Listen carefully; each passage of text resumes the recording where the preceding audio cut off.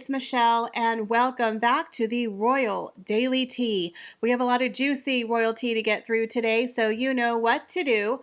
Sit back and relax, grab yourself a beverage, and let's get into the Royal Daily Tea. So today I'm going to talk about Suzanne Somers. I know she's not a royal, but I have been a huge fan of Suzanne Somers for many, many years. She really was a smart woman, and she was a pioneer in the world of celebrity. Now, Suzanne Somers unfortunately succumbed to breast cancer on October 15th at the age of 76, one day shy of her 77th birthday. Now, she has battled a very aggressive form of breast cancer for the past 23 years, and she refused chemotherapy. She did a lot of homeopathic treatments and supplements, and she was a very big advocate for, mental health, women's health, and worked in the world of hormones and other supplements that were very, very healthy for you. She really did a lot of research, and she wrote several books on supplements and health. Now, I started watching Suzanne back in the days of Three's Company, all the way to the 90s, where she was on the show Step by Step.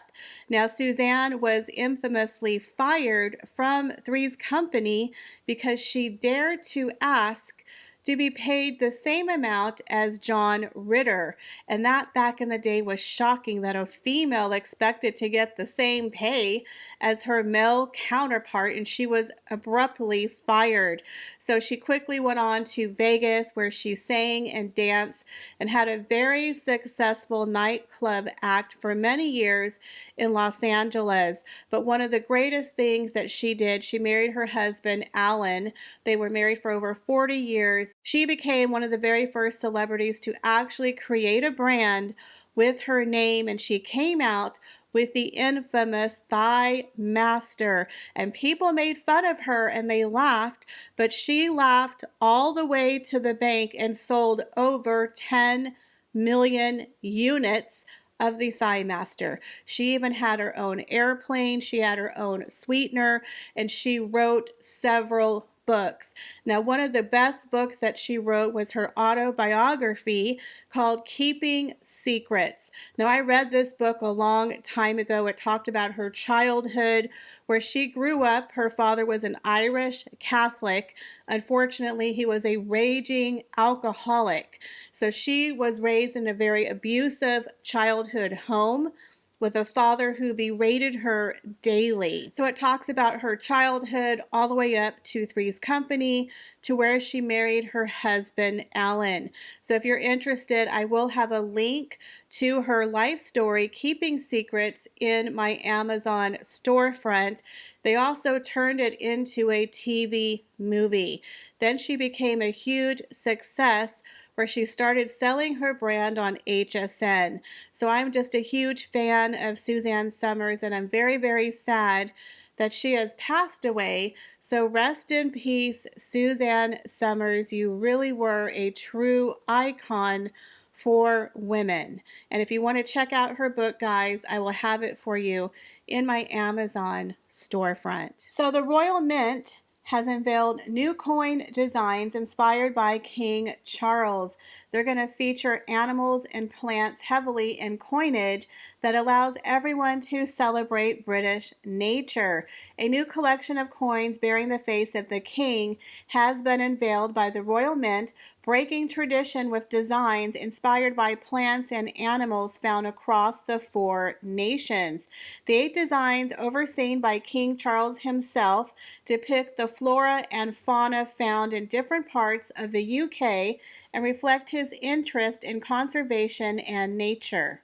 This is very exciting. The 1p depicts a hazel dormouse, the 2p the red squirrel, the 5p an oak tree leaf, the 10p is going to feature the critically endangered woodland grouse, the catercaillie, the 20p a puffin, and the 50p a salmon.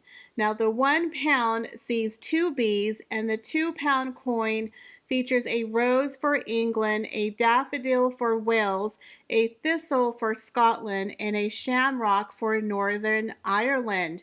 These coin designs will eventually replace the current shield, which features an emblem of the home nations, a rose, a thistle, a shamrock, and a leek, and was introduced under Queen Elizabeth II in 2008. The coins, ranging from 1p to 2 pounds, will be in circulation by the end of the year. Now, I don't know about you, but I'm kind of getting excited about these new royal coins.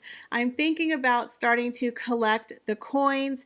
They also have some that just have King Charles on it, as well as some older ones from Queen Elizabeth's Platinum Jubilee.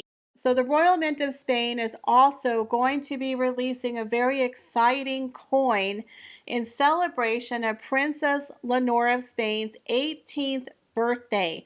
So her 18th birthday coin will be released on October 31st by the Spanish Royal Mint. So this is a history-making coin. As I mentioned in my previous video, literally going to be the first Queen of Spain in almost 200 years. And so now they have a new royal coin with her portrait. She looks absolutely stunning. The Royal Mint of Spain is marking her birthday with a limited edition coin worth 40 euro. So I'm definitely going to try to purchase one of these commemorative coins. But are you like me? Are you getting excited about the new royal coins? And are you planning to start collecting them? Let me know, guys, in the comments down below. So there was a major security breach at Buckingham Palace when a tourist was found hiding with a horse on the grounds of Buckingham Palace. A man by the name of Awad Mustafa, 25, was on a trip to the UK when he broke into the King's official residence in London. He was arrested for climbing a wall in Buckingham Palace and was found hiding next to a horse in the stables. Apparently, he was filming himself and he was unable to climb back over the wall, so he hid in the stables. The Royal Mews is a collection of stables responsible for the road transport of the royal family from horse to carriage to car, and is the home to the Gold State Coach, which was used in the coronation and the jubilees. Mustafa was discovered by police hiding next to a horse. He was carrying an Ecuadorian passport and a Spanish passport, an iPhone, cash, and a portable charger. The man had arrived in the UK on September 7th and broke into the palace on September 16th. He had been planning on flying back to Spain the following day. Now, appearing at Westminster Magistrates Court, Mustafa wore a prison-issued tracksuit and spoke to confirm his name amid trespassing on a protected site. Prosecutor Mr. Neal said on September 16th, just before 1:30 a.m., a member of the public called the police, stating they had seen a man climbing the wall on Grosvenor Road bordering the Royal Mews. The suspect was then seen inside the grounds and filming with a mobile phone. Officers attended the scene at around 2:30 a.m. and found the defendant hiding in the corner of a paddock with a horse. That is very scary. Mustafa also gave a statement saying he climbed the wall to get a better picture when he fell and couldn't get back over. Judge Nina Tempia remanded him in custody ahead of sentence on November 6, saying, quote, "We need to find out what more was going on here. I'm putting the matter over for a pre-sentence report. All options are open. I'm doing that because this case may warrant a community order. It may warrant custody. You'll be back here on November 6th. You'll be remanded in custody for the same reasons and grounds." Wow, what in the world do you think this man was up to? It sounds to me like a very scary security breach. You have to remember 2 years ago, the man broke into Windsor Castle. He got on the grounds with a crossbow, and I believe he is serving 9 years for trespassing or for treason, I believe is the charge. And now you have this gentleman climbing the wall at Buckingham Palace just to get a photograph. Why are you doing that at 1:30 in the morning? Sounds very suspicious to me. So are Harry and Meghan lending credibility to Netflix? This is the most hilarious thing I've ever heard. So a news article has come out saying that Meghan Markle and Prince Harry are helping Netflix fix the Crown's credibility issue. That is the most laughable thing I've ever read. Harry and Meghan and the word credible really don't go well in the same sentence. It says Meghan Markle and Prince Harry struck a multi-million-dollar agreement with the streaming platform within months of stepping down from their royal duties. Meghan Markle and Prince Harry have provided Netflix with a halo of credibility for its royal productions, a television producer has claimed. That's pretty debatable. The Duke and Duchess of Sussex signed a 5-year deal with Netflix in September 2020 worth an estimated $100 million. Well, I can guarantee you they're not going to make anything near $100 million. Now, while their efforts so far have been met with mixed reviews, the streaming platform has remained steadfast in the face of backlash after the couple broke multiple records. Their Harry and Meghan 6-part docuseries was the most watched premiere for Netflix when it came out in September of 2022. With 28 million households tuning in to watch. Now, Harry's documentary Heart of Invictus failed to attract as many viewers, but a television producer claimed the streaming platform is likely to hold on to the couple because of credibility. They lend to other productions.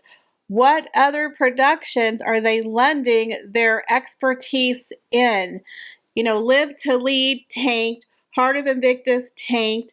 The only thing they got any notice for was their docu-series where they lied and played the victim card. How is that lending credibility to the Crown? According to the anonymous producer, oh, I bet he's anonymous, huh? Harry and Meghan told the Daily Beast, quote, royal content is massive for them and they probably would have signed Harry and Meghan for the documentary anyway, but The Crown is one of their biggest shows and signing Harry and Meghan certainly had a halo effect on its credibility.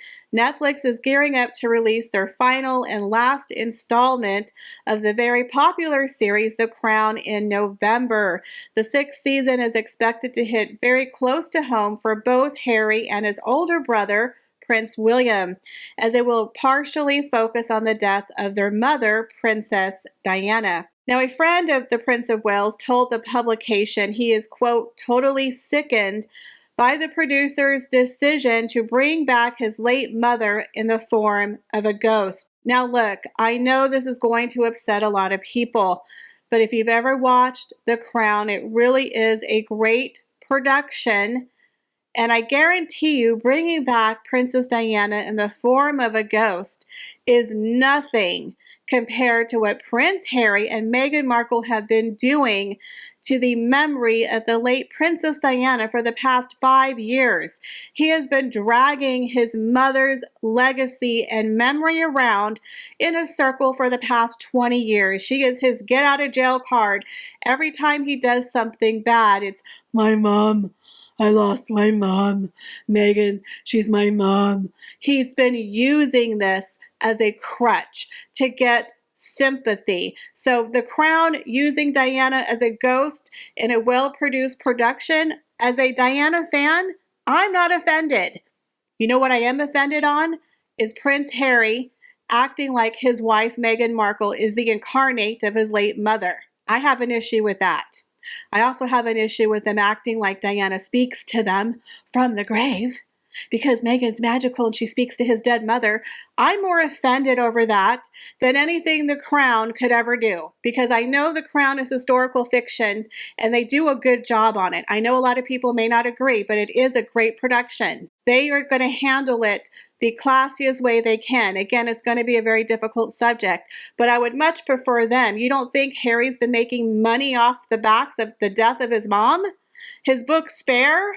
Everything Harry and Meghan do is off the back of Princess Diana. William being upset about the crown, I guarantee you he's more upset with his brother and his freaking narcissistic diva wife using and monetizing his mother's death for themselves. I guarantee you that bothers him 100% more than the crown could ever do. Let's not forget, Netflix also released the musical Diana, where they painted her to be a very tawdry woman. Way worse than the crown will ever do. And if you think for one moment the crown is consulting Prince Harry and Meghan Markle for credibility, I think you got another thing coming. They're not going to Harry for permission. Harry works for them. They don't work for Harry. Harry, that's above your pay grade, son.